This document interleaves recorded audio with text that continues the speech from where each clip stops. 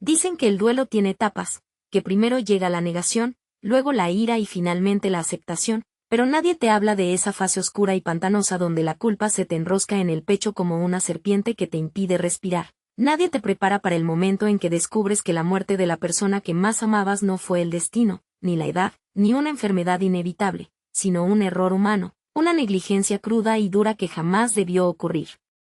Mi abuela fue a fisioterapia buscando alivio y bienestar. Quería sentirse mejor para poder seguir cocinando sus guisos los domingos, para poder pasear por el parque sin que le doliera la cadera, pero lo que debía ser un cuidado rutinario terminó en una tragedia que partió mi vida en dos.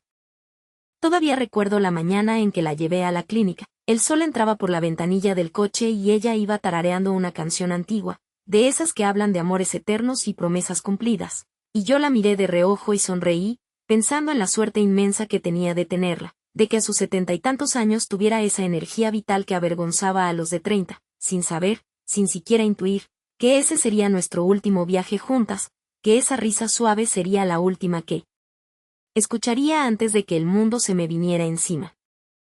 Ella era mi brújula, mi norte, la mujer que me enseñó a atarme los zapatos y a sanar un corazón roto con chocolate caliente y paciencia. Y la idea de que algo malo pudiera pasarle en un lugar diseñado para curar era tan absurda que ni siquiera cruzó mi mente. La dejé en la recepción con un beso en la frente y la promesa de volver en una hora que se convirtió en una eternidad, una hora que se estiró hasta romperse.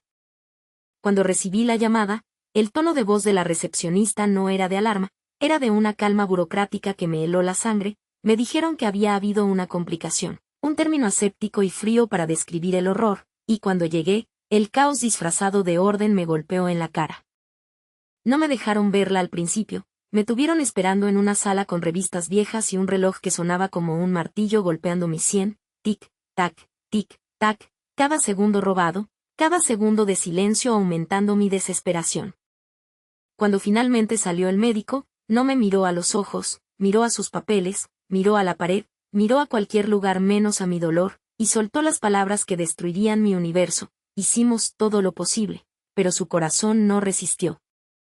Me hablaron de un fallo cardíaco repentino, de cosas que pasan a su edad, de fatalidades inevitables, pero yo sentí en las entrañas, en ese lugar primitivo donde reside la intuición más pura, que me estaban mintiendo.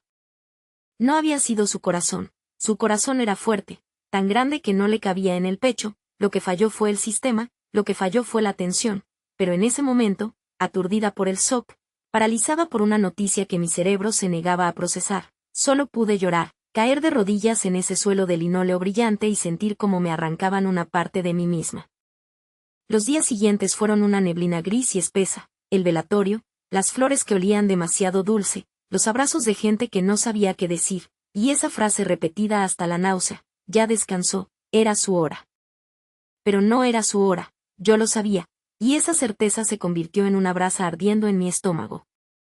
La culpa empezó a devorarme viva, la culpa de haberla llevado allí, de haber elegido esa clínica, de no haberme quedado a su lado vigilando cada movimiento, de haber confiado ciegamente en unos profesionales que, como descubriría más tarde, no merecían ese título. Las noches se volvieron mis peores enemigas, el silencio de la casa era ensordecedor, me quedaba mirando el techo, repasando cada minuto de ese día, buscando señales que no vi, advertencias que ignoré. El insomnio se instaló en mi vida como un huésped indeseado, cerraba los ojos y la veía a ella, sola, asustada en sus últimos momentos, y me despertaba gritando, empapada en sudor, con el corazón galopando como si quisiera salirse de mi pecho para ir a buscarla. Durante meses, fui un fantasma en mi propia vida, dejé de comer, dejé de salir, me alejé de mis amigos porque nadie entendía mi rabia. Todos me decían que tenía que soltar, que tenía que dejarla ir.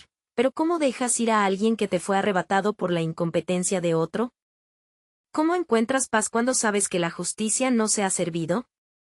Toqué fondo el día que encontré su bufanda favorita en el perchero, todavía olía a su perfume, a lavanda y talco, y al hundir mi cara en ella, entendí que tenía dos opciones: dejarme morir de tristeza y permitir que su muerte fuera solo una estadística más, o levantarme, secarme las lágrimas y convertir mi dolor en gasolina. Fue una decisión visceral, un juramento hecho en la soledad de mi salón, no pararía hasta saber la verdad. Empecé a investigar, y lo que descubrí me rompió aún más antes de empezar a sanarme. No era abogada, no era médico, no era detective, solo era una nieta con el corazón roto y una sed de verdad insaciable. Pedí el historial médico y me lo negaron, alegando privacidad, alegando protocolos, levantando muros de burocracia diseñados para que la gente como yo se rinda y se vaya a casa a llorar en silencio.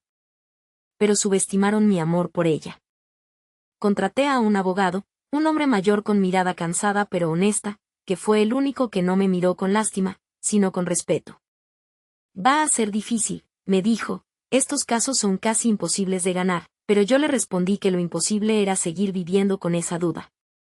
Conseguimos los informes mediante una orden judicial y ahí estaba, escondido entre tecnicismos y jerga médica, el error fatal. No fue el corazón. La habían dejado sola en una máquina de tracción cervical, una máquina que requería supervisión constante, y se habían ido a tomar café, a charlar, a revisar el móvil, quién sabe, la habían dejado sola mientras la máquina fallaba, mientras ella pedía ayuda y nadie acudía. Leer eso fue como si me apuñalaran de nuevo, imaginé su miedo, su confusión, su soledad en esos minutos finales, y la rabia que sentí fue tan pura, tan volcánica, que supe que no había vuelta atrás. No buscaba dinero, no buscaba venganza, buscaba que alguien, quien fuera, me mirara a los ojos y dijera, nos equivocamos, lo sentimos. El proceso fue un calvario, un desfile interminable de citaciones, de peritos médicos que intentaban justificar lo injustificable, de abogados de la aseguradora que intentaban hacerme parecer una oportunista, que intentaban manchar la memoria de mi abuela diciendo que ella ya estaba enferma, que era frágil. Tuve que sentarme en una sala fría y escuchar cómo hablaban de ella como si fuera un coche averiado y no un ser humano. Tuve que aguantar la mirada arrogante del director de la clínica que ni siquiera se dignó a saludarme. Hubo días en los que quise tirar la toalla, días en los que la presión financiera y emocional era tan fuerte que sentía que me ahogaba, días en los que volvía a casa y le hablaba a su foto, pidiéndole perdón por no ser más fuerte.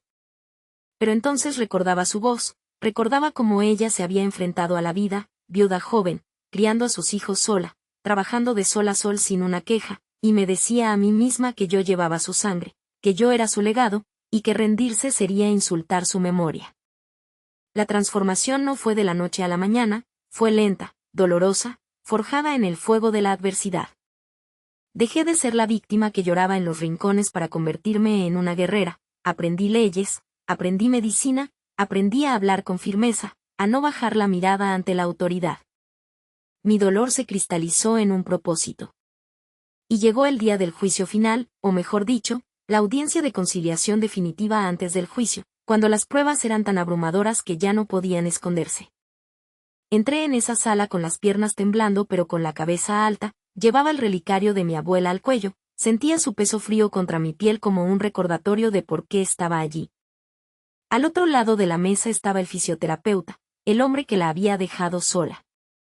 Por primera vez en todo el proceso, levantó la vista y me miró. No vi al monstruo que había construido en mi mente, vi a un hombre asustado, un hombre que había cometido un error terrible y que había estado viviendo con su propia culpa, aunque intentara ocultarla. Cuando su abogado empezó a hablar de cifras, de compensaciones económicas para cerrar el caso, lo interrumpí. No quiero su dinero, dije, y mi voz sonó extraña, potente, resonando en las paredes de caoba. Quiero que me digan la verdad. Quiero que admitan que la dejaron morir. Quiero que me prometan que cambiarán sus protocolos para que ninguna otra familia tenga que pasar por este infierno. Se hizo un silencio sepulcral en la sala, un silencio denso y pesado. El director de la clínica, que siempre había sido arrogante, bajó la cabeza. El fisioterapeuta empezó a llorar. Y entonces ocurrió. Admitieron la negligencia. Admitieron el error.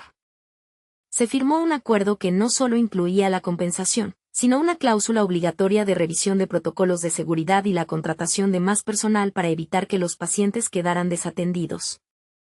En ese momento, sentí que algo se soltó dentro de mi pecho, un nudo que llevaba apretado meses se deshizo. No fue alegría, no se puede sentir alegría por algo así, pero fue paz. Una paz profunda, serena, como el mar después de la tormenta. Salí de ese edificio y el aire parecía más limpio, los colores más vivos. Fui directa al cementerio, me senté frente a su lápida y le leí la sentencia, Le conté que habíamos ganado, que su muerte no había sido en vano, que gracias a ella, otras abuelas estarían a salvo. Lloré, pero esta vez fueron lágrimas de alivio, lágrimas de sanación. Esa noche, por primera vez en meses, dormí. Dormí profundamente, sin pesadillas, sin sobresaltos. Mi abuela murió por una negligencia, sí, y eso es una cicatriz que llevaré siempre, pero también me enseñó una última lección, incluso después de irse, que la verdad vale la pena, que el amor es la fuerza más poderosa del mundo y que nunca, jamás, debemos quedarnos callados ante la injusticia. Si me estás escuchando y sientes que algo no está bien, si sientes ese nudo en el estómago que te dice que te están mintiendo, no lo ignores. Tu intuición es tu mejor arma. Lucha. Investiga. No aceptes un no por respuesta cuando se trata de la dignidad de los que amas.